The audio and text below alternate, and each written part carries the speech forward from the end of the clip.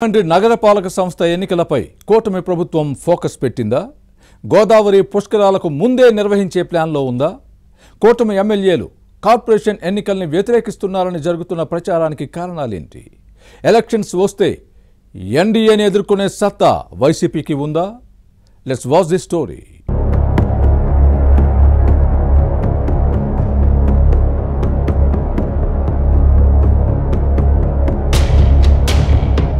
ఆంధ్రప్రదేశ్లో అధికారంలో ఉన్న కూటమి ప్రభుత్వం గతంలో ఎన్నికలు జరగని పురపాలక సంఘాలు, నగరపాలక సంస్థలపై ఫోకస్ పెట్టింది.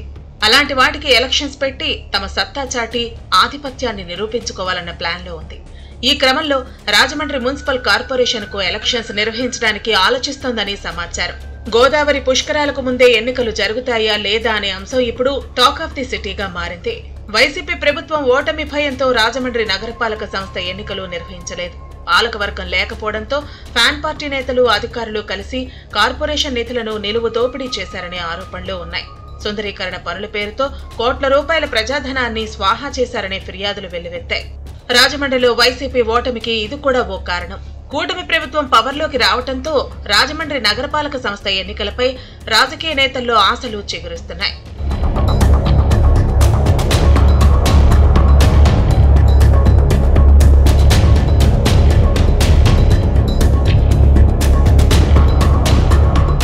రాజమండ్రిలో తెలుగుదేశంకు మంచి పట్టుంది. నగరపాలక సంస్థపై వరుసగా 3 సార్లు టీడీపీ జెండా ఎగిరింది. ఎప్పుడు ఎన్నికలు నిర్వహించినా మళ్లీ సైకిల్ పార్టీ హవానే కొనసాగే అవకాశం ఉంది. 2027లో గోదావరి పుష్కరాలు జరుగుతాయి.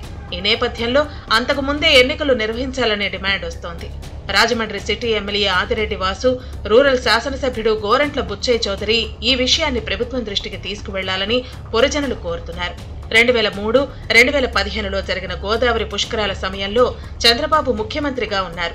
అప్పట్లో నగరపాలక సంస్థ సైకిల్ పార్టీ ఏలుబడిలోనే ఉంది. 2 పుష్కరాలకు గోదావరి స్నానఘట్టాలతో పాటు రాజమండ్రి నగరాన్ని అప్పటి ముఖ్యమంత్రి అభివృద్ధి చేశారు. గతంలో మాదిరిగానే వచ్చే పుష్కరాలకు కూడా ప్రభుత్వం ప్రాధాన్యత ఇవ్వనుంది.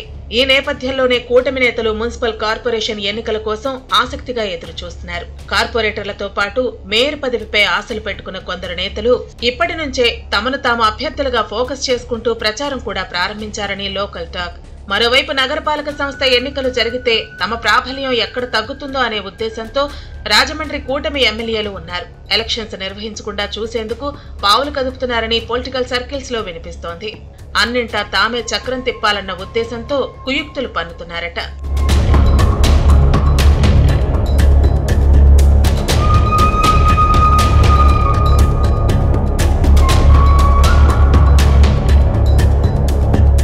ఇక కూటమి ప్రభుత్వం అధికారంలోకి వచ్చిన తర్వాత రాజమండ్రిలో ఫ్యాన్ పార్టీ క్యాడర్ పూర్తిగా ఢీలా పడింది. ఒకవేళ నగరపాలక సంస్థ ఎన్నికలు నిర్వహించినా కూటమిని ఎదుర్కోవటం కష్టమనే భావన వైసీపీలో ఉంది.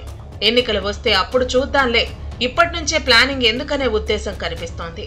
మాజీ ఎంపీ మార్గాని భరత్ రాజమండ్రి సిటీ ఇన్ఛార్జిగా ఉన్నారు. కానీ ఈయన నాయకత్వంపై పార్టీలో వ్యతిరేకత ఎక్కువైంది. కార్యక్రమాలకు క్యాడర్ను సమన్వయం చేయలేకపోతున్నారట. అలాగే నగరపాలక సంస్థ ఎన్నికలకు సమాయత్తం చేసే దిశగా చర్యలు తీసుకోవటం లేదనే విమర్శలు ఉన్నాయి. అయితే మున్సిపల్ కార్పొరేషన్ ఎన్నికలు జరుగుతాయా లేదా అనే డౌట్ తోనే భరత్ ప్రస్తుతానికి సైలెంట్ గా ఉన్నారని వైసీపీ సర్కిల్స్ లో వినిపిస్తోంది. ఎలక్షన్స్ నిర్ణయం అయితే కథన రంగంలోకి దూకాలనే ప్లాన్ లో ఉన్నారట. గోదావరి పుష్కరాలకు ముందే రాజమండ్రి నగరపాలక సంస్థ ఎన్నికలు నిర్వహిస్తారా? టికెట్ల రేసులో ఉన్నామంటున్న కూటమి నేతలకు పోటీ చేసే అవకాశం కల్పిస్తారా లేదా అనేది చూడాలి.